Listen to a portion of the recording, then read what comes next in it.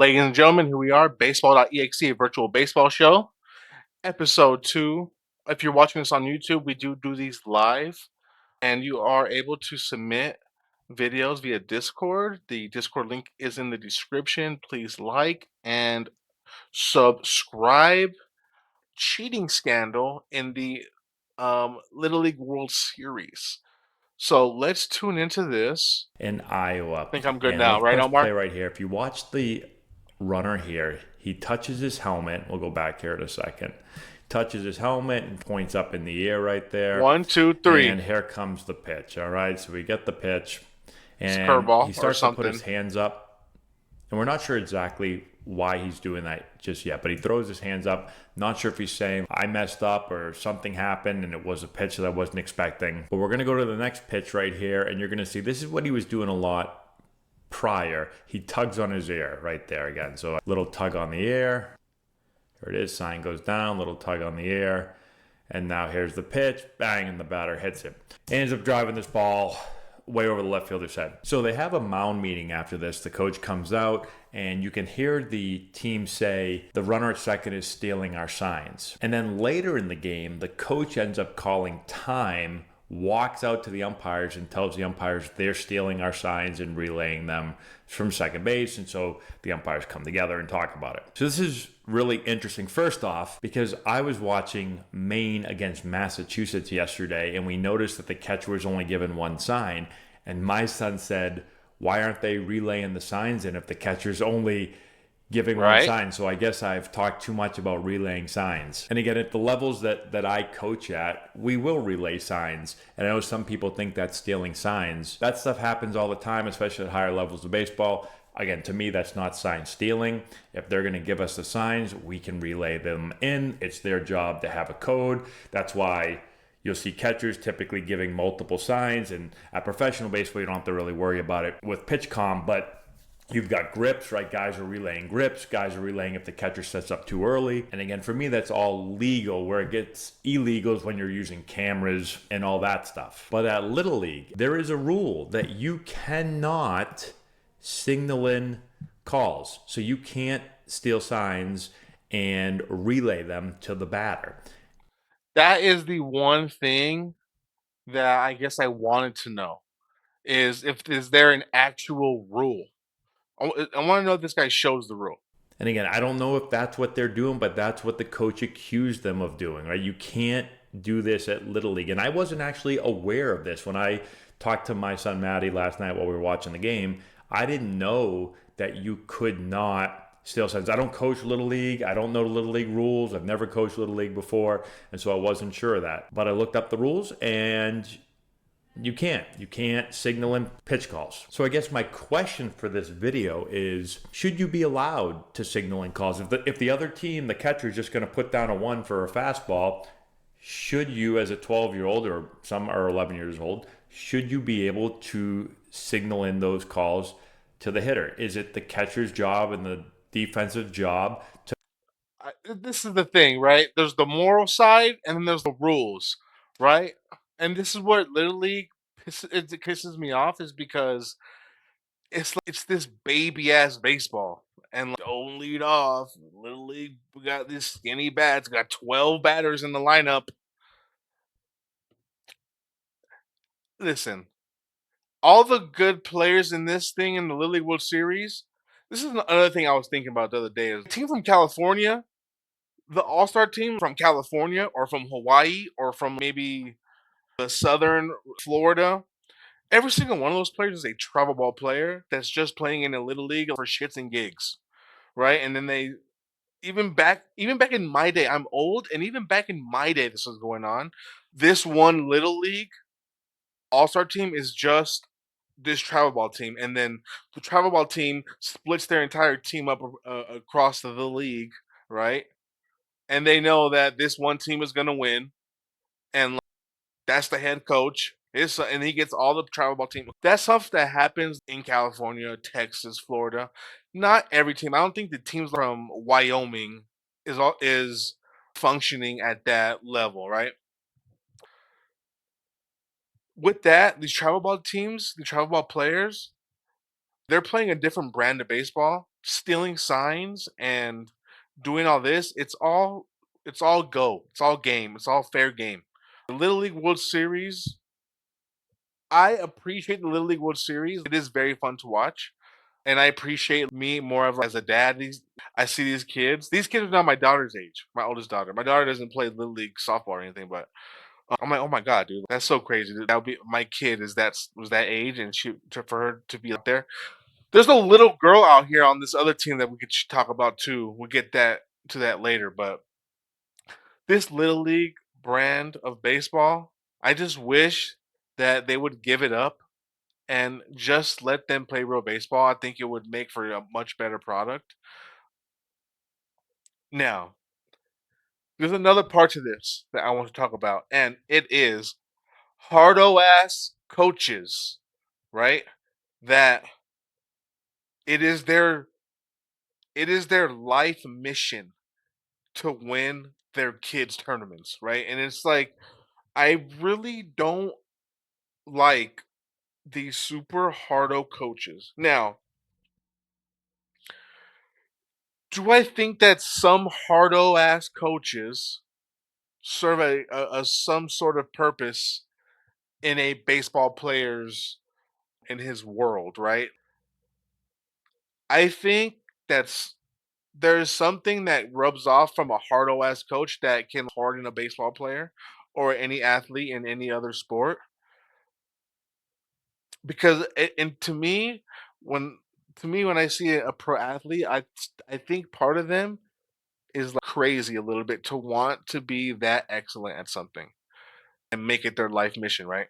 And these kids, they're crafted at a young age. They're crafted by their coaches, and I do think that there is certain aspects that a hardo coach can pass on to a kid that is positive for the kid. Now, is that guy also sometimes just an overall scumbag? Yes. Sometimes that coach is just a dickhead. He's probably on just mad nicotine and coffee and is just jacked up. This is life. Like us winning this, we will steal signs. We will do whatever it takes to win. Sometimes it's like, bro, calm the fuck down, dude. Please. Let the kids be kids. Let them play, please. Some of the coaches make it about them, it feels like. Also, the coaches having the microphones on makes for a lot of awkward moments. There was the one moment I saw today. The girl is the pitcher. She's like best player on the team. They were wearing yellow. I forgot what exact city they're from in America, but she's like ace, and she bats like second or third in the lineup. Right. The coach having the microphone. It was an awkward moment. Is in the sixth inning, the last inning, because they play 6 inning games. Coach goes out. He has the girl pitched the whole game. She's throwing a gem. It's 0-0. It's the sixth inning. One out. Coach comes out and this brings the whole infield together. And he asks the girl, he's basically talking to her saying, like, doing so good. You're doing so good, blah, blah, blah. And he's like, do you want to stay in this game? Do you want to finish the game? And then she's like, she's looking around to her teammates. Do I want to stay in the game? But I think in her brain, she's like, coach takes me out. Cool. I did my job. But I think the coach is trying to have this awesome moment. And it's where she decides that she wants to stay in the game. It's her game. And he's asking her, do you want to stay? Are you sure? This is your game, right? You want to finish this, right? And she goes, that felt like a manufactured moment for the TV. I don't know if someone at ESPN is trying to make this stuff happen, but get the microphones off the coaches, please. Also, back to the hardo coaches.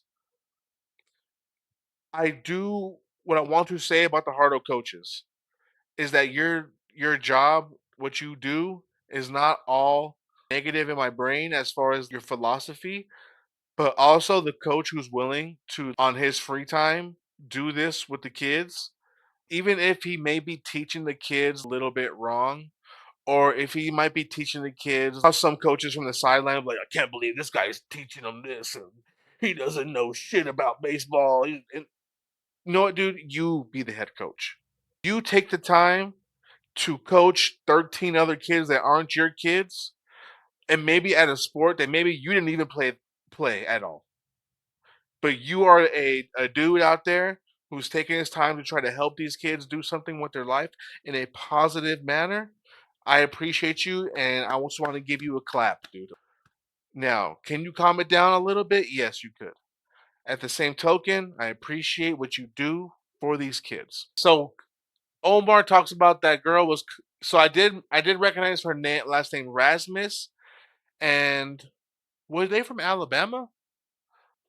But I didn't know that that was Kobe Rasmus's kid. It did not say that in my highlight. Now, Omar sends me a link. Omar, I'm going to ask you to please send that in a Twitter DM because it does not let me. We have some all-time drama in the Little League World Series full of liars, cheaters, and adults inserting themselves into a 12-year-old baseball tournament. Am I understanding this correctly that a team faked a disability to give them a better chance of making Williamsport? So the Southwest Regional has been played over the last week, with the winner heading to Williamsport for the Little League World Series. Well, on Sunday, Oklahoma beat Louisiana and Texas West beat Texas East, setting up the regional championship game for Monday. Until the Little League International Tournament Committee dropped a bombshell that they have discovered that the team from Tulsa, Oklahoma was using an ineligible player and they had them removed from the tournament, which is kind of crazy in itself because the Tulsa softball team was removed a week prior for using an ineligible player in the regional softball tournament. Oh But my the God. rumors of the reason why this Tulsa baseball team has been removed are flat out insane. First of all, the complaint lays out that the regulations the Tulsa national team allegedly violated include sibling participation, league eligibility, pitching more than one game in a day, and completing a game rules. But in addition to that, the three leagues that filed this protest against this Tulsa team have also accused Tulsa National Oklahoma District Administrator Mindy Abbott and the Tulsa National Little League president Steve of using the Challenger program fraudulently to falsify their player eligibility. For those of you who don't know, the Little League Challenger program is an adaptive baseball and softball program designed for individuals with physical and intellectual challenges. So basically, this Tulsa team allegedly manipulated the league for players with disabilities to put together a better all-star team to make it to a 12-year-old baseball tournament. Let me say this, that does not happen without some really shady adults teaching some really bad lessons to kids. So Little League kicked Tulsa, Oklahoma out of the regional. They moved the team they beat in the semis, Louisiana, to the regional final. And then Louisiana lost to Texas West anyways, who should be moving on to Williamsport. But guess what? There's more. Just like everyone who breaks the rules these days, Tulsa Little League found themselves a judge to side with them, and now they've been granted a temporary restraining order from the Little League's decision. Judge Ryan Luna of Waco, Texas, has ruled that the championship game between Oklahoma and Texas West needs to be played tonight at 6 p.m. with the winner going to Williamsport. Now, is this game going to be played? I don't know. Little League says no, but a judge says yes. And why, if a team cheats and knowingly uses an ineligible player and Little League kicks them out of their tournament, why can a random judge in Waco, Texas overrule it? So stay tuned, but let me say this. I will be cheering for Texas West if this game is played. Wait a minute. That was Texas West. That one says August 11th. Wait a minute. We have some all-time drama in the Little League. I Oklahoma barely even understood that, Omar. So they're saying that they used. lays out that the regulations the Tulsa national team allegedly violated include sibling participation, league eligibility, pitching more than one game in a day, and completing a game rules. But in addition to that, the three leagues that filed this protest against this Tulsa team have also accused Tulsa National Oklahoma District Administrator Mindy Abbott and the Tulsa National Little League president Steve of using the Challenger program fraudulently to falsify their player eligibility. For those of you who don't know, the Little League Challenger program is an adaptive baseball and softball program designed for individuals with physical and intellectual challenges. So basically, this Tulsa team allegedly manipulated the league for players with disabilities to put together a better all-star team to make it to a 12-year-old baseball tournament. Wait, what? I don't. I'm not connecting the dots here. How did they use the Challenger Series to get a better All-Star team? That part is going over me. Say this, that does not happen without some together a better. But overall, if you're being a shady ass, enough is enough. Let the kids play. Keep your mouth out of it. Sit in the stands, clap, cheer on your baby. But enough is enough. Part 2 is in the DM, Omar says. We have some all-time drama in the Little League world. How do I get back? Part 2 is in the DMs. The money trail. Real quick, I got to give a huge shout out to Marin Angus for her work on Softball on SI. She's been on this case from the beginning, and these exclusive screenshots are from her. So as I said yesterday, red flags are being raised because the Oklahoma State tournament did two things against Little League policy. First, they randomly collected $100 from each team in the state tournament via text message shown above. Now, reminder, each team pays $300 at the start of the district tournament, and there are to be zero fees collected along the way, all the way through the Little League World Series. Second, they collected $5 per person who attended each game of the state tournament. Now, there are to be zero admission fees charged at the Little League games, but as you can see, they were collecting via Venmo. Now, both of these illegal sources of income went to Tulsa Area Youth Baseball and Softball Incorporated. However, IRS filings show that they reported under Tulsa Little League Inc. Now, here's where it gets interesting. Tulsa Little League Inc. is a separate business entity not affiliated with Tulsa National Little League, which is the organization that just got kicked out of the Southwest Regional for violating Little League rules. Which brings up another huge issue. The term Little League is trademarked, and the name and emblem is granted only to chartered leagues and cannot be used by any other organization for any purpose whatsoever, which is why non-chartered leagues across America use the term youth baseball or baseball league. But by collecting admission fees and tournament fees and calling themselves a Little League, someone is clearly profiting off the term Little League. But here's where it gets even wilder. You know how I said that Tulsa Little League Inc. and Tulsa National Little League are two different things? Well, Tulsa Area Youth Softball and Baseball Inc., Tulsa Little League Inc., Tulsa Little League Baseball Inc., and Tulsa National Little League are all owned and operated by the same person, Steve Skosic. Now, why would the same guy own Tulsa Little League Inc., a registered nonprofit, and Tulsa National Little League, an actual chartered member of Little League, which is a nonprofit as well? Is it possible that Tulsa Little League Inc. is being used to charge money that Tulsa National Little League is not able to? But as usual with this story, it goes much deeper. Court documents filed by Tulsa County on March 6, 2025 allege that Tulsa Little League Baseball Inc. owes $45,000 for electric bills, $14,000 for water and sewer, and $53,500 in interest over the past 10 years, with the county asking the court to order the Little League vacate the premises. So they owe over $100,000, and they're using the term Little League to make money as they're charging fees where they shouldn't be, all while being owned by the same guy who owns and operates the actual Little League. This Steve Skosic guy, he also serves as the Oklahoma Little League State Tournament Director. So he runs Tulsa National Little League, who is the organization that just got caught cheating at the state tournament, which he also runs, where they were charging illegal fees to a different organization, which he also runs. Okay. We can move on. And something else newsworthy in baseball. Breaking. This was on August 17th. Let me drop this down. Breaking, San Diego Padres catching coordinator and former Texas Rangers baseball player Oswaldo Perella, maybe his last name is like Barea, was detained by ICE at the airport in El Paso, Texas. A resident of Arizona, he has lived and worked in the United States since 2014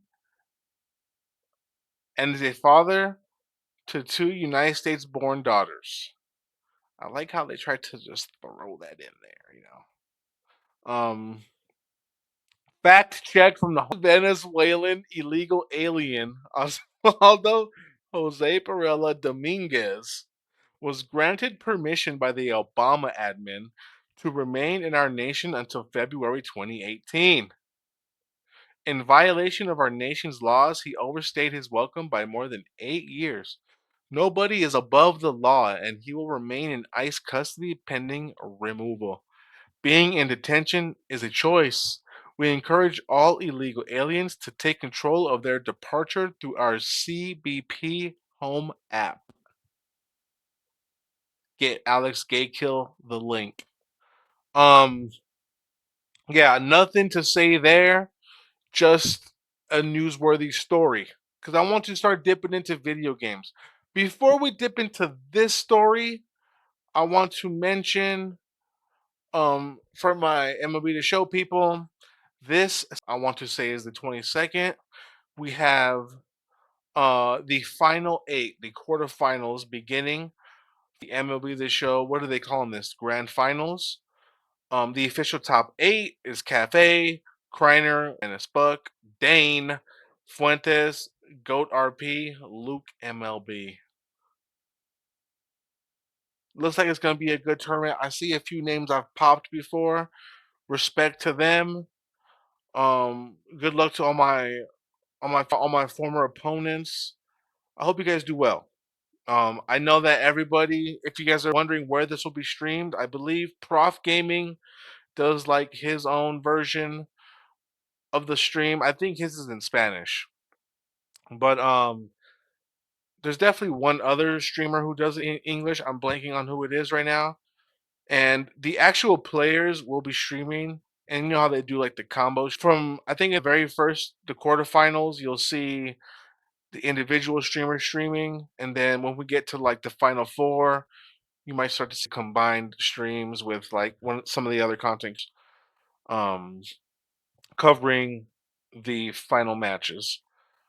I do not have an exact word on the format of this final 8. If it's just going to be, if one in a 2-game elimination sort of format, I think they've announced. Either way, tune in to watch some show tier 1 video gaming. Speaking of video gaming, I want to shout out to this dude. His name is Jay Lucarelli. He's the guy who threw the perfect game. He's the one who threw the perfect. Let's give him a sub. Where is the clip of him actually getting the perfect game? Is it this one? This guy made a nice throw right there, straight and right on the target. Unless he's in the top of the 8th there. Let's get to the 9th. You good to go? If you guys don't know what this guy did, Jay Lucarelli Sports live streamed himself playing MVP 05. He is the Astros. He is trying to throw a perfect game versus the Red Sox with Roy Oswalt specifically. Attempt counter 1,993. That's how many times he tried to do this challenge. Here is the final minutes of his challenge. Ooh. Let's try to see the final 3 outs. Oh, so look, he got to a 3 count. Hold on. This is intense to watch the ending of this. He got to a 3-0 count. Dude, okay? He almost by somebody. And look, he goes to the corner. Oh! 1 out. 1 out. Okay, here it is. Anthony Freeze. Oh, that was out in the air. Oh, 2 outs. Let's see this. Out number 2. Ball's hit pretty hard. Doug Morbelli, we're going slider. Chad. Look at this, bro. Out. That's it. That's the no-hitter. That's it. Oswalt faced 27 batters and got them all. 1993. 1993, 1,993 attempts at throwing a perfect game. Jay Lucarelli Sports. What's going on, Gigi? Is this on the hardest difficulty? I don't know about that. But what I will say is to end the game was a perfect by Doug Morbelli right back at the pitcher, dude, and Roy Oswalt snagged it. It seems like this guy has, I don't know if he just started being a content creator. Here is his channel, J Lucarelli Sports. I just subscribed to him. I am his 20th subscriber, so I hope he remembers that. Let's go look at his actual page. It looks like he's only uploaded that one video. So looks like he just got this YouTube channel. He did the live stream, I believe, on TikTok. Congratulations to him. And he got retweeted by the official MLB The Show. Not even MLB The Show. It was just a regular MLB account. He got the full shutout here by the MLB channel. There's this dude on TikTok has been streaming MVP 05 for several days. Several days, bro. Like, I wonder actually how many minutes he stayed on stream to do that, man. That's incredible. Like, dude, if I didn't have babies, bro, it would totally be awesome to try like some sort of challenge like this. Unfortunately, I don't know when I'll be able to. I mean, my kids would have to go on vacation without me. But yeah, follow Jay Lucarelli. What is Omar saying? Yeah, we'll watch what Omar's asking. Where did my X go? And then we're gonna get into some MPB stuff. Because as everyone knows, I've been playing Pro Spirits. And I want to learn a little bit about the MPB and their scandals. Okay, so this one is what? Nick it out, wins it at the plate. What is he doing? Let's watch this again. So they were down one, bottom of the sixth. He bobbles it in right. Dude got hosed, bro. They beat the Dominican. Okay. Watch it on the full screen. Why is Dominican not red and white? Very confusing colors. But, you know, Little League World Series be doing whatever they can. Let me press pause so I can know what's going on. Okay, movie like finish. Mexico wins the Caribbean Kids 2026, which is one strike left in the bottom of the final inning, down 8-6. That's when Mexico tied up with the home run against the Dominican Republic and then scored 3 more runs to clinch championship 11-8. And what is this? This is the Caribbean Series. How old are these guys? Ball was hammered. What's the tie of the game? Okay. I wish I would have known about this series. The show a little too late, you know? Oh my goodness. He took his helmet off. For the halfway to first.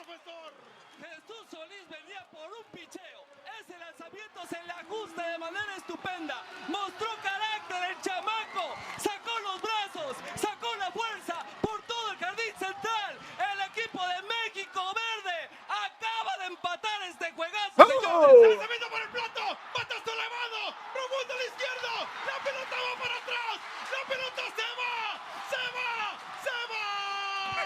Too bad.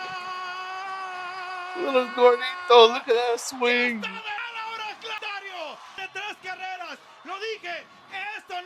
Oh my goodness. Do they have full game highlights of these? Electric. I would watch those on the treadmill. Okay. Now, because we already are about 50 minutes in, I've been playing Baseball Pro Spirits, and they got me thinking that I don't know much about the MPB. I don't know much about, I barely even know that they're playing in season, and I hear about the teams and players coming from the leagues that come to America. And baseball game comes out, I start playing it, and now I'm interested in the league, right? So, in preparation for the show today, as I'm looking around for internet stories, I'm like, you know what? Give me some NPB current stories, right? Now, so the tough thing about this is that the stories are not always like America doesn't really cover them, so they don't have a lot of English like videos or stuff translate, right? But what we have here is some articles that I can read. And in the MPB, this year. You can see this article is from May 27th, so it is a couple months old, but I guess it is still an ongoing situation. Zombie cigarette scandal hits Japanese baseball. Ryutaru Hatsuki are using the illegal drug, but his claim that other players did too has kept the scandal alive. Actually, I need to put the I guess music on now.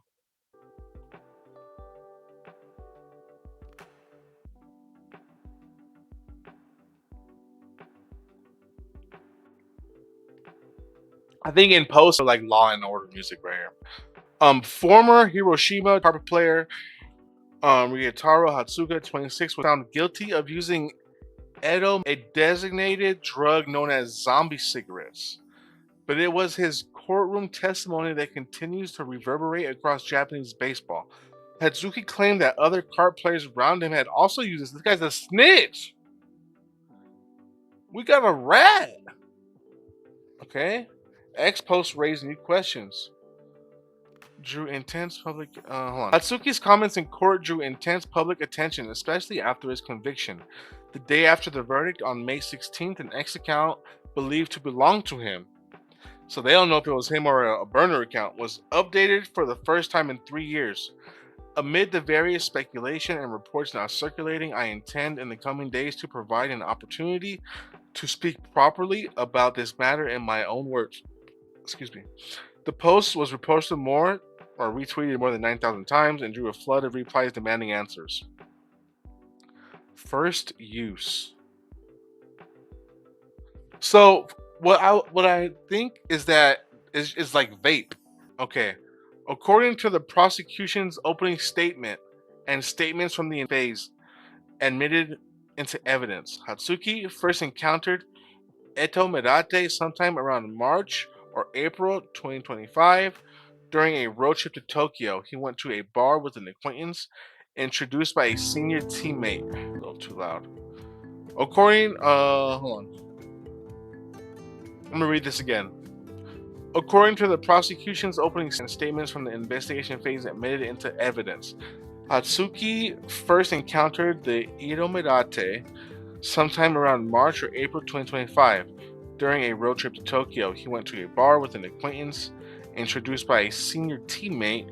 He was told it was shisha or water pipe tobacco and inhaled it without suspicion. The identity of the senior teammate was not made clear. Hatsuki later began buying the liquid from that acquaintance around June or July. He asked whether there was any problem with using it and was told it's a gray area, so it's fine. Then around November, Hatsuki's family showed him a television program about etomidate. He began to suspect that the liquid he had been using might contain the same substance. When he checked again, the acquaintance told him the law changed on May 16th. Hatsuki took that as an indirect admission that the drug was illegal. Still, he didn't stop. The acquaintance allegedly told him he would be fine as long as he wasn't caught red-handed with the liquid. According to the testimony, Hatsuki did not use it every day, but on some days used it twice. Okay, so MPB Hiroshima Carp deactivate Masaya Yano amid zombie cigarette scandal. So this is a July 18th news article. Nippon Professional Baseball Hiroshima Carp have removed shortstop Masaya Yano. So this is the same team as the other guy that we just talked to. Yes. The controversy began with former Carp infielder Ryutaro, who was released in February following his arrest using etomidate, a designated drug commonly referred to in Japan as zombie cigarettes when consumed through a vape. Okay, what are these? I'm gonna ask, what are the effects of zombie cigarette etomidate? Is it a psychoactive substance? Let's see what this tells me. So I want to know, are they just like vaping and getting in trouble for just doing like regular tobacco vape? It sounds like this guy he thought it was just a tobacco vape. Um, but I think there's more to it. Maybe are they saying it's a steroid? The effects of etomidate. Yes, etomidate is a psychoactive substance. Guess I can pull this up here for now. Okay. Yes, etomidate is a psychoactive substance. It is a short-acting anesthetic that acts on the GABA-A receptors in the brain, the same system targeted by benzodiazepines and alcohol. So he's getting a little fuzzy. This makes it a central nervous system, a CNS depressant.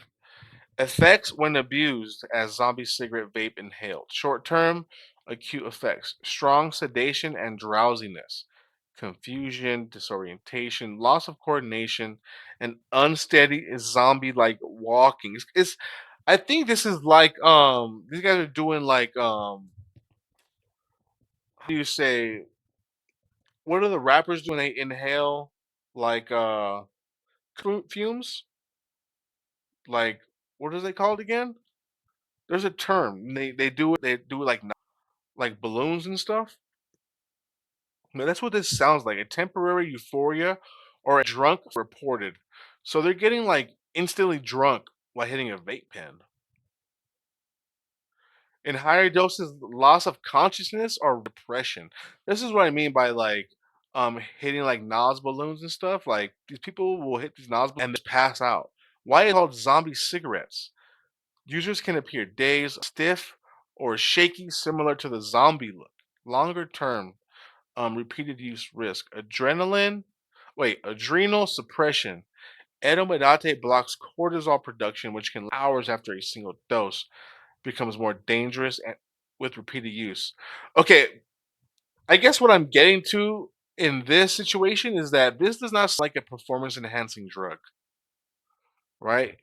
This does not seem like these guys are using this and like hitting the ball farther. But what we are looking at here is it's like if you find out a player was doing like heroin or something like that. And right now one of these guys is, I guess, kind of ratting, or he's not necessarily just ratting, like maybe he's being deposed, or what is it called when you have to like in court? Hey, I don't want negative publicity on the carp. They need all the help they can get. Hey, brother, they did it to themselves. This is the team that uses the Cincinnati Reds logo. We will be monitoring the zombie cigarette epidemic in the MPB. Now, for the show, I wanted to get a topic on the MPB scandal wise, and I also wanted to learn what is like the biggest scandal in the MPB or in Japanese baseball history. And I found a video for us to watch together. Let's learn about the biggest scandal in Japanese baseball history. Everybody tune in. I am going to listen. I'm probably going to walk outside for a second, but I am going to be listening. I hope this is in English. This is Akio Masuda. But yeah, buckle up. I'm listening, okay? I'm going to get some water. I'm going to turn the audio up on my headphones. This is Akio Masuda, a pitcher who spent 9 seasons in Nippon professional baseball through the 1960s and 1970s. He spent the majority of his career as a reliever, never throwing more than 6 starts in a season. That was until 1968. After his 6th season with the Yomiuri Giants, Japan's baseball powerhouse, Masuda left the team to join the Nishitetsu Lions. From there, he became a starting pitcher and was a machine for the Lions, producing 2 great seasons in 1968 and 1969. However, after just 3 starts in 1970, Masuda never pitched again. At the age of 32, Masuda was out of baseball. What happened? If you stumbled upon a Connecticut-based newspaper known as The Day on May 26, 1970, you would know this answer. Masuda, along with two other Lions pitchers, Masaki Ikenaga and Yoshinobu Yoda, were banned from Japanese baseball for life. It was alleged that these three players accepted bribes and intentionally attempted to throw games. One of these players, Ikenaga, was the Rookie of the Year only 5 years prior to his banishment, so 3 players have been banished from Japanese baseball. This seems like a big deal, but judging from the size of this article, it seems so insignificant. I mean, this article is shorter than another one on the same page, one that talks about the selection of Little League team mothers in Waterford, Connecticut. Well, I can assure you, there's much more to this story. From bribes to the mafia to involvement from police and the Japanese government, this is the Black Mist Scandal.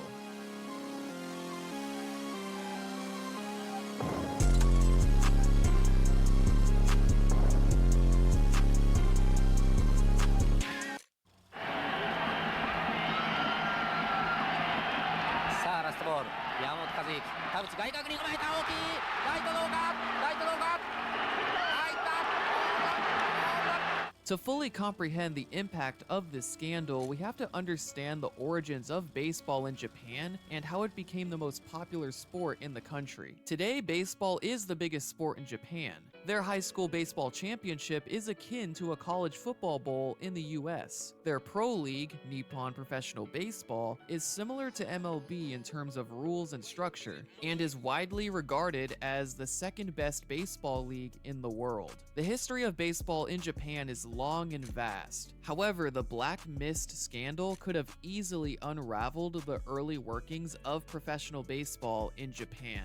In 1934, Japanese newspaper owner Matsutaro Shoriki created a team of Japan's best players. The team was known as the Greater Japan Tokyo Baseball Club. This team initially played against American All-Star teams featuring players like Babe Ruth, Lou Gehrig, and Jimmy Fox.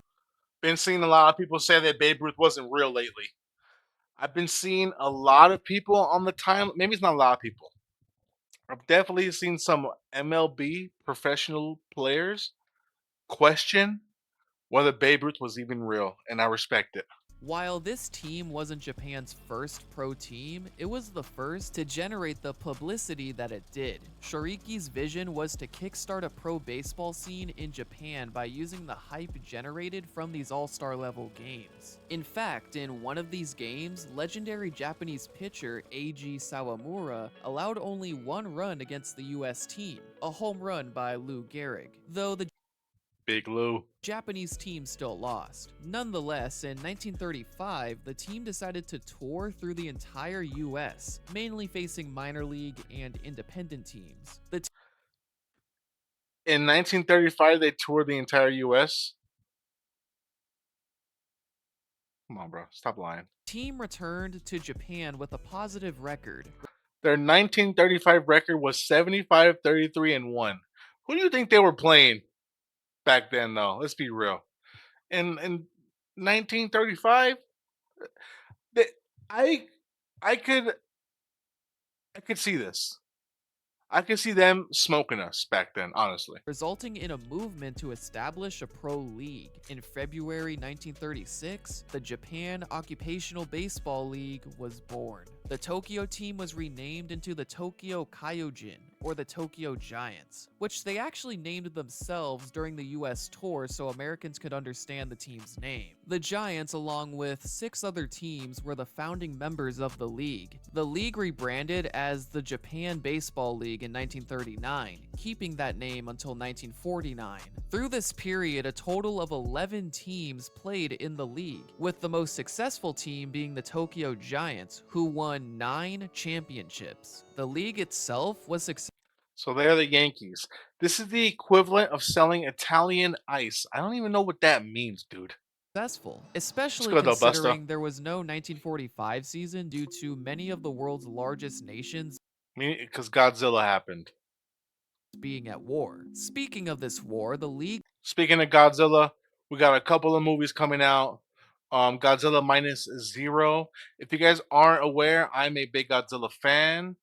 Um, yeah, Godzilla -0 coming out. We also have the next Godzilla movie coming out with Godzilla X Kong. Supposedly, Space Godzilla is in this one.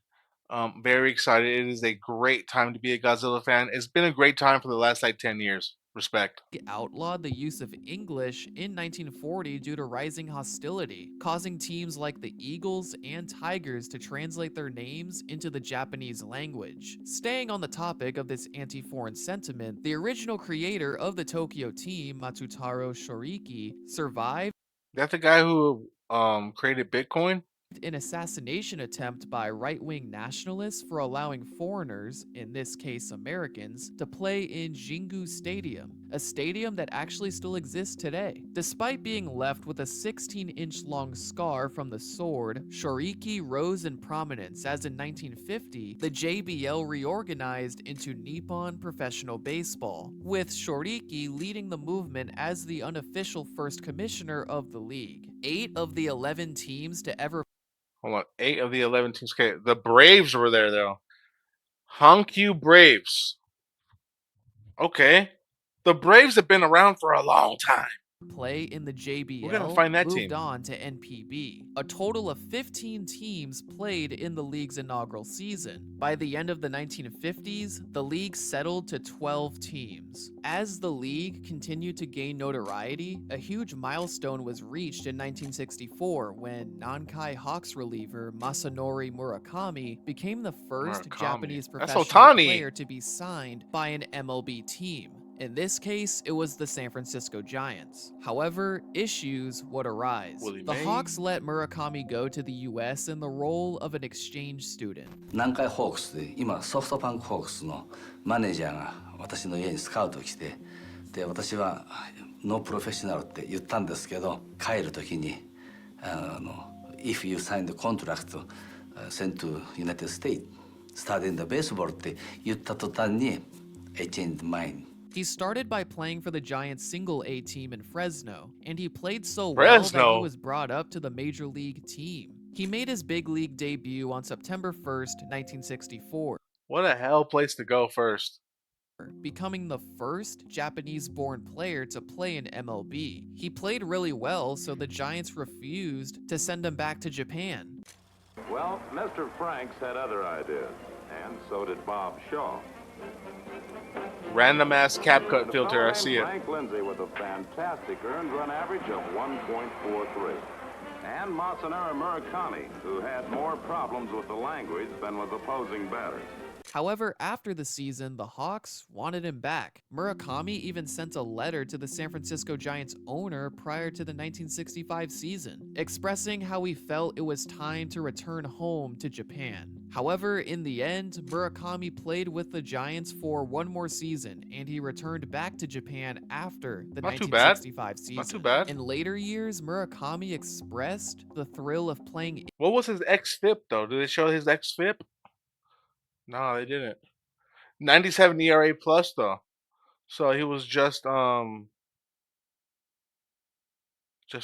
average. So a 3.75 ERA back in that day, 45 games, 4-1, 3.75 ERA, 85 Ks, 22 walks. So that's what? That's probably like 2-1 almost. 97 ERA plus. 65 season. In later years, Murakami expressed the thrill of playing in the US and the kindness of everyone around him. While this messy situation led to the 1967 United States-Japanese Player Agreement, resulting in Japanese-born players not being able to play in MLB for 30 more years, Murakami's performance in MLB legitimized NPB, a league that was established only 15 years prior. Now that we understand the place Japanese baseball was in during the 1960s, we need to establish something else. We need to talk about gambling. Here we go. So whenever I say sign up Victor 22 Calchi. I'm doing gambling now. This, I mean this. The people in Vegas are the most ridiculous humans on earth. FanDuel.com/Victor22. The two main daily fantasy sites, DraftKings and FanDuel. Join FanDuel Sportsbook.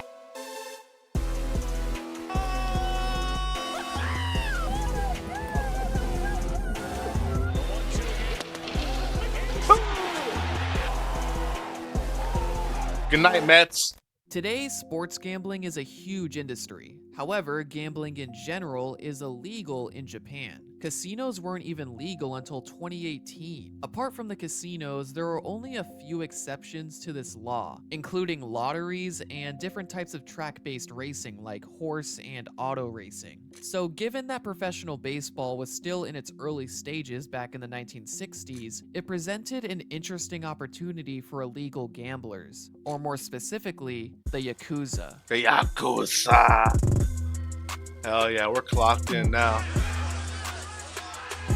Hell yeah. The Yakuza, or to oversimplify them as the Japanese Mafia, hit their peak in the 1960s with more than 180,000 members, over 10 times the number of members today. With the rise of professional baseball in the 1960s, it makes sense they would be interested in gambling in this new territory, but they would end up going a step further by diving into match fixing. In October 1969, the management of the Nishitetsu Lions suspected that something fishy was going on. While the Lions were more than a decade past their previous championship, the franchise possessed the second most championships in league history with 3. So whatever they suspected was going to seriously harm not just the team, but the league as a whole. The team suspected pitcher Masayuki Nagayasu was attempting to intentionally lose games. Nagayasu made his NPB debut in 1964, with his peak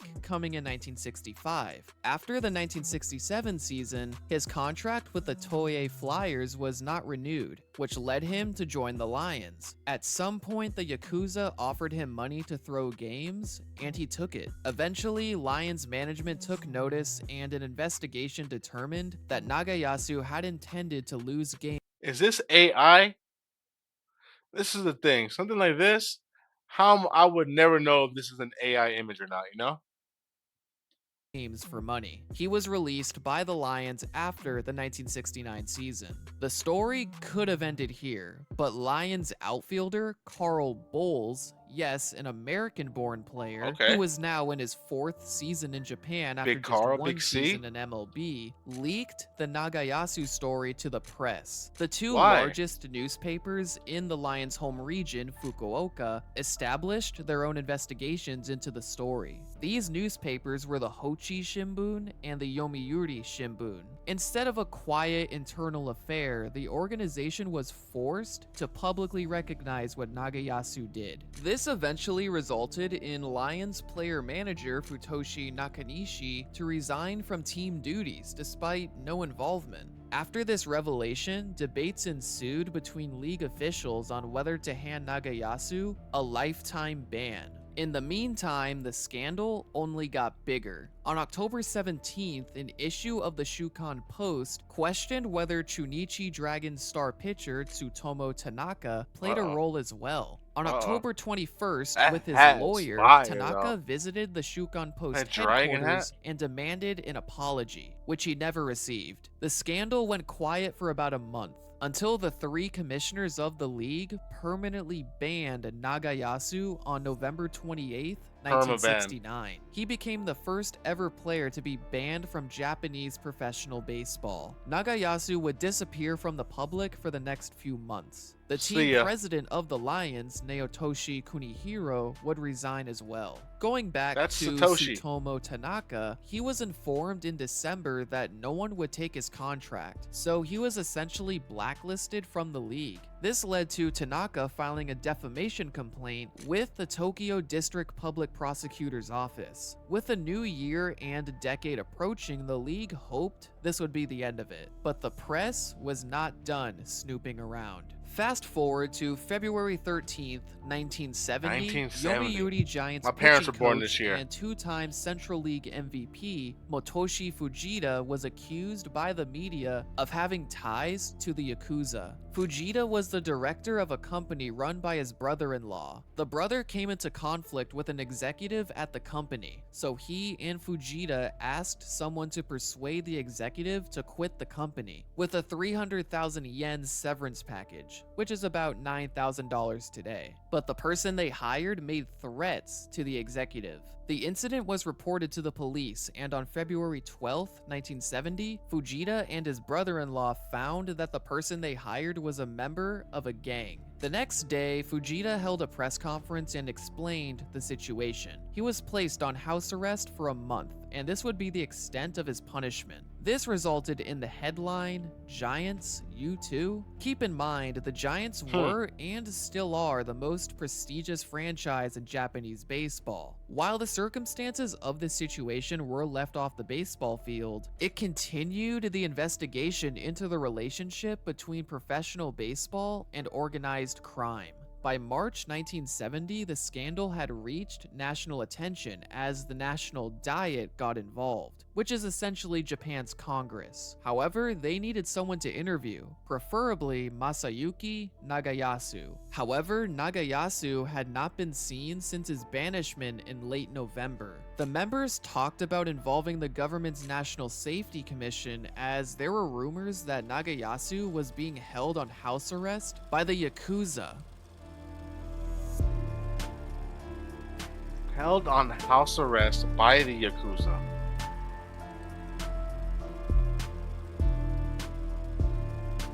But not too long after, Nagayasu would be found. He was actually living in Sapporo, a city on the other side of the country, beer. far away from where he was playing with the Nishitetsu Lions. The Shukan Post was the media outlet that found him, and they would ask for an interview. Nagayasu confessed he had been paid 5.5 million yen by the Nishitetsu Lions as hush money, which equates to about $177,000 today. This confession was broadcasted on television on April 1st. In the interview, Nagayasu said he wasn't the ringleader and was approached by a teammate to take part in the operation. He had only been told 3 times to deliberately lose a game. No, I'm not gonna lie, bro. It might have been worth it for him. What did it say? 170,000? Almost almost $200,000. Like, this guy was probably like in the. I mean, how much did a professional Japanese baseball player make in 1930? He had only been told 3 times to deliberately lose a game. 2 were unsuccessful, with a successful attempt earning him only 200,000 yen, which is about $6,400 today. After the initial report late 1969, Nagayasu was invited to the house of Lions team owner Muneo Kusune. Nagayasu was told he would be taken care of for the rest of his life if he laid low after his banishment. However, Nagayasu had much more to say. Oh no. He could have just shut the fuck up.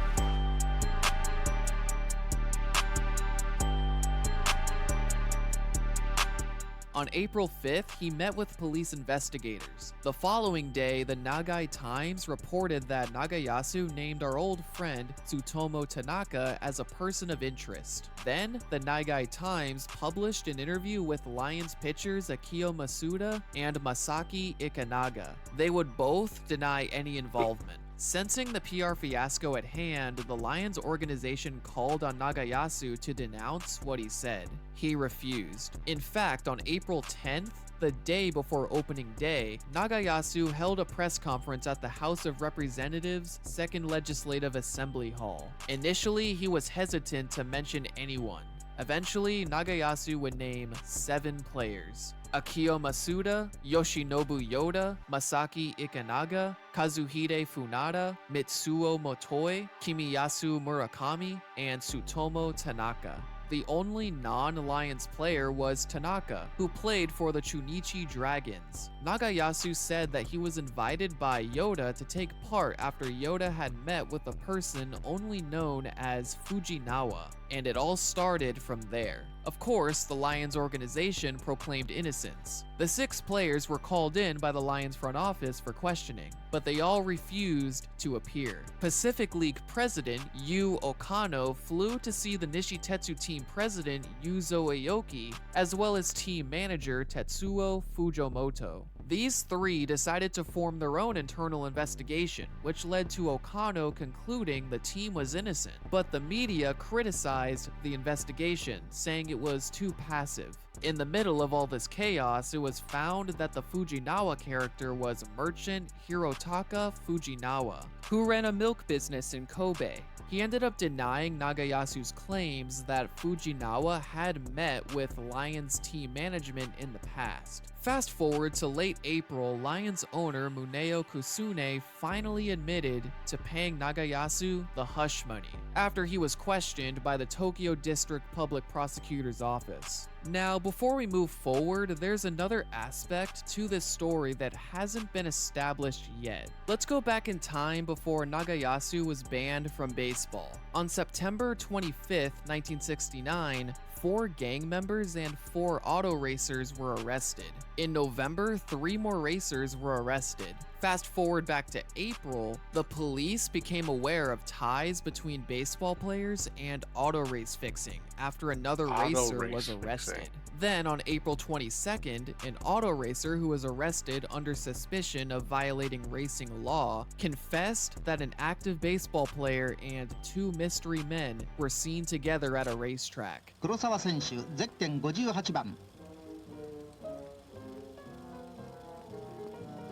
戸平選手、ゼッケン59番。 This resulted in an investigation of Tsutomu Tanaka, former Taiyo Whales pitcher Isao Takayama, and the milk merchant Hirotaka Fujinawa. So, what does this all mean? Well, this scandal wasn't limited to just one sport. This was getting really bad.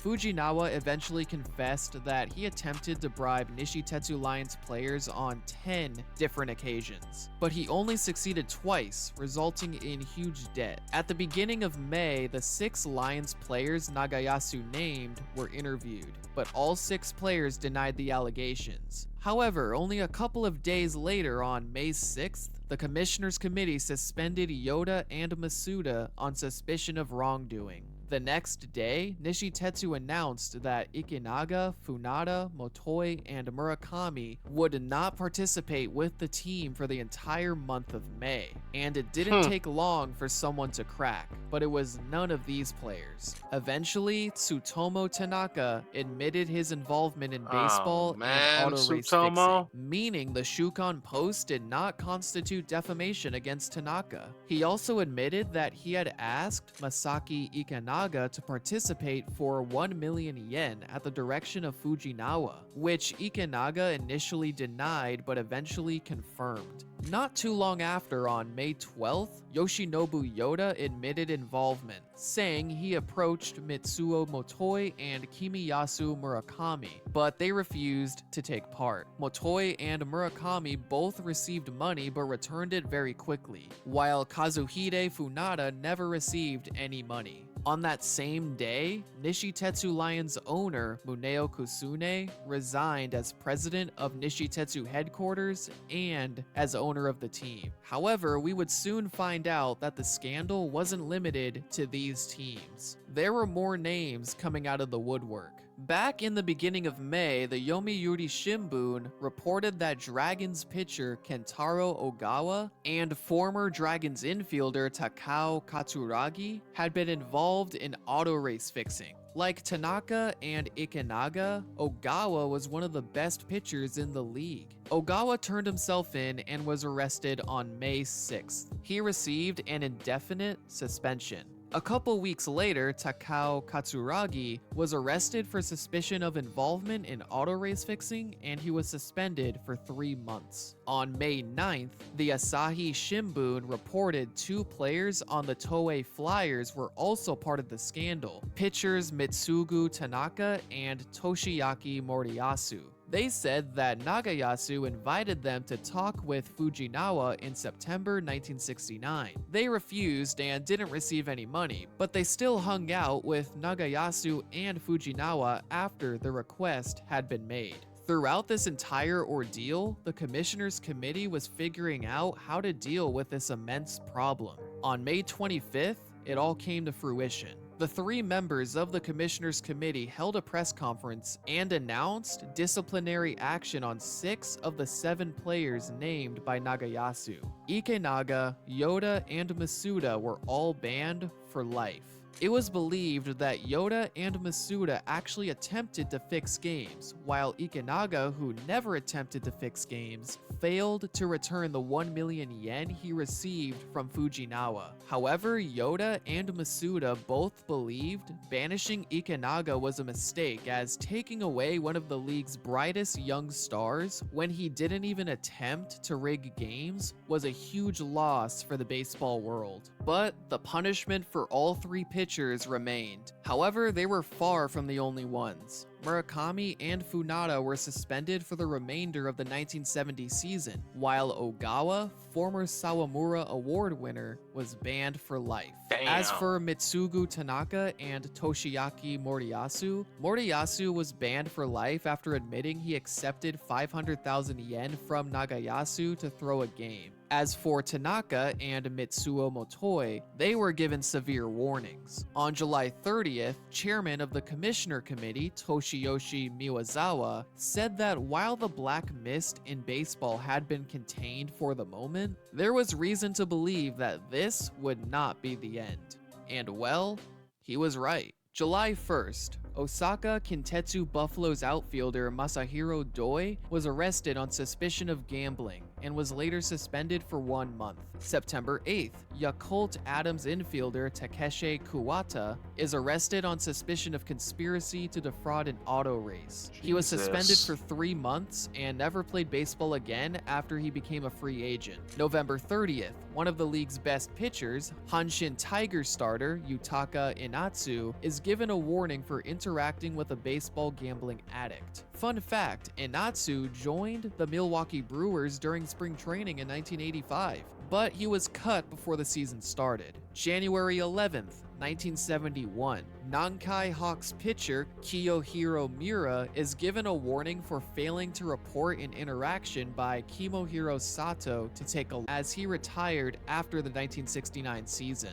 January 29th, Taiyo Whales coach Takashi Suzuki and pitcher Katsuji Sakai are suspended until May 1st for alleged involvement with a gang. February 15th, Lotte Orion's pitcher Fumio Narita is suspended for 1 month for allegedly interacting with a baseball game.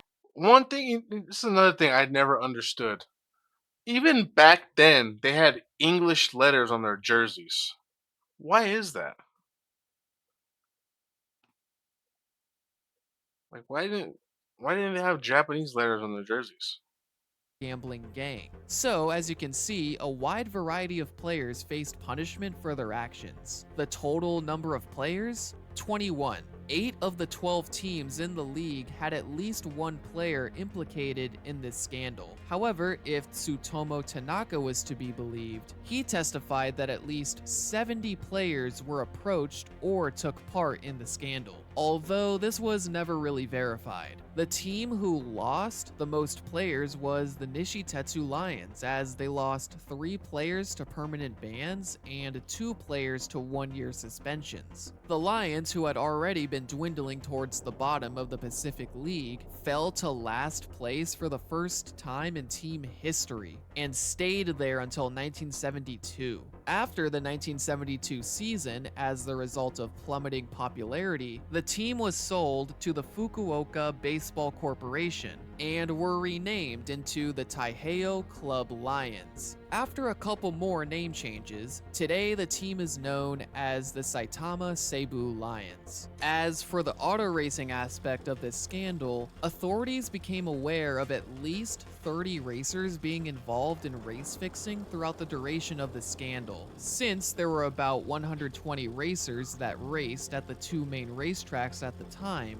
this meant that 1 in 4 racers were involved in the scandal. Although not everyone who was accused ended up playing a part in the scandal. In October 1970, auto racer Tokio Hirose, one of the best racers in Japan, was arrested on suspicion of race fixing. He spent the next 5 years in court battles as he said he was wrongly accused. Instead of racing in his prime, he was forced to deal with these accusations. In October 1975, 5 years after his initial arrest, he was finally acquitted by an appeals court and was able to return to racing. Although not every story has to be doom and gloom. Taking a page out of my Stark Raving sports book, if it wasn't for this scandal, pitcher Osamu Higashio would not have flourished into the star pitcher he eventually became. In 1968, Higashio was the first overall pick by the Nishitetsu Lions. However, in his first pro season in 1969, he lost confidence due to his poor performances. He even thought about becoming a hitter. However, because of the pitcher shortage the Lions faced as the result of multiple bans and suspensions, Higashio was forced to stay in the rotation.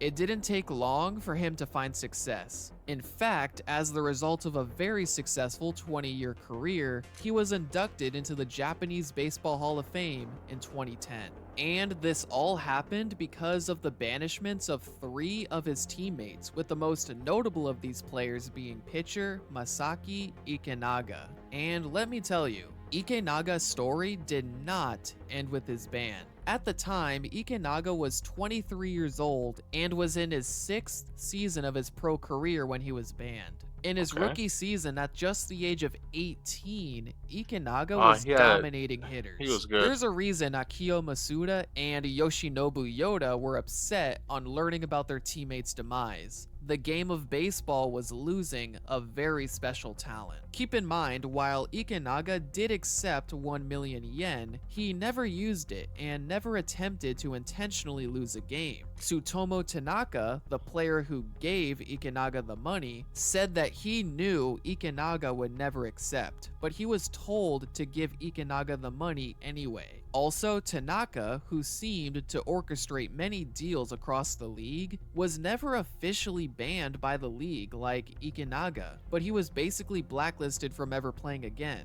Still, that's pretty unfair, and plenty of people thought the same thing. After his banishment, Ikenaga ran a bar in Fukuoka City, and fans would stop by and write encouraging comments on bathroom walls. Over time, relatives, former teammates, and others launched a campaign to have Ikenaga's banishment lifted. After the Lions were sold in 1972, new team president Nagayoshi Nakamura and Yakult Adams owner Naomi Matsuzono proposed lifting Ikenaga's ban at an owners meeting, but nothing came of it. The next mention of lifting Ikenaga's ban didn't come for another 25 years. In 1997, a petition was submitted to Commissioner Ichiro Yoshikuni to reinstate Ikenaga. Just a quick note, remember how there used to be 3 commissioners in NPB? Well, after the scandal, the league moved to a single commissioner model. Anyway, Hiromori Kawashima, the man who succeeded Yoshikuni as commissioner in 1998, rejected this petition. Later, the Ikenaga Restoration Association was formed, and they planned to file a complaint with the Human Rights Committee of the Japan Federation of Bar Associations, basically saying that continuing the punishment would be a human rights issue. However, Ikenaga was reluctant to this sentiment, although a new opportunity in 2001 would arise, but not in the way you may think. In 2001, the newly established Professional Baseball Masters League was in its inaugural season. This league seemed to be an off-season league dedicated to former players reliving their old glory days. Well, Ikenaga was approached by the Fukuoka team to be a pitcher. He accepted, and for the first time in 31 years, Ikenaga was on a pitching mound. And it didn't take long for more good news to come Ikenaga's way. 4 years later, in 2005, amendments were made to the misconduct and punishment section of the NPB baseball agreement. With this new set of rules, players who had been banned permanently for 15 years would be allowed to return to the baseball world upon the player's request, and upon the commissioner's judgment of the player's character development. After the new rules came into effect, Ikenaga applied for reinstatement and was reinstated on April 25th, 2005. After 35 years and at the age of 58, Ikenaga was reinstated into professional baseball.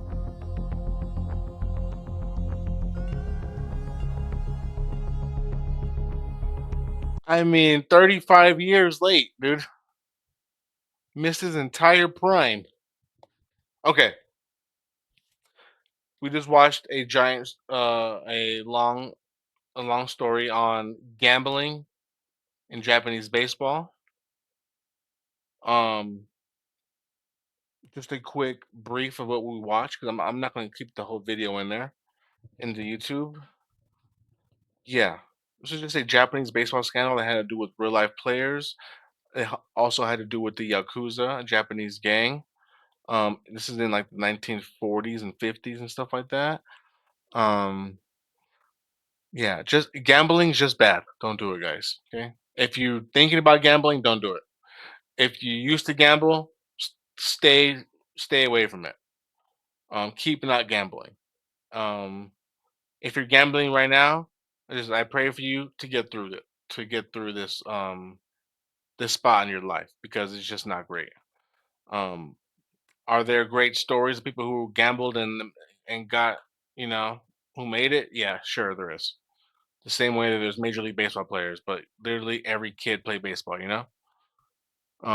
There's great stories of people who made it, and then 99.9% of you are just gonna end up in a bad situation. Please don't gamble. That's gonna be it for this episode of. Let me back out real quick. Oh, one more thing. Applied for reinstatement and was Shout out to Sport Storm for the video. We will subscribe to him. Hit him with a like. Hit him with a subscribe. Yes, great work on this Japanese story. I will be looking at do more of his videos to react to if he has more baseball ones. Anything else? No, that was it. So, episode 2 in the books. Like, subscribe, live streams on Twitch, link in the description, Discord link in the description. Send me your videos to react to. This was Baseball.exe. I'm tired. I'm very tired. You can probably see it in my face. Well, I will see you guys on the next one, next Wednesday. Next Wednesday, we will have, hopefully, I think we're going to have the grand finals champ, whoever it is. Whoever wins, I'm going to try to reach out to them. Hopefully, it's one of the people that we know. With the League World Series update, and we will find some more scandals. All right, guys? Watch all the videos on YouTube. I'll see you next time.